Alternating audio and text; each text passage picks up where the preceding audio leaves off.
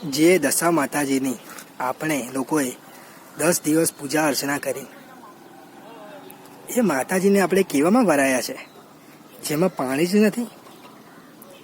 આપ સૌને મારી અપીલ છે, હાથ જોડીને વિનંતી કરું છું, આ વિડીયો વધુ લોકોને સેન્ડ કરો. જે ના સેન્ડ કરે એને દશા માતાના સમ છે.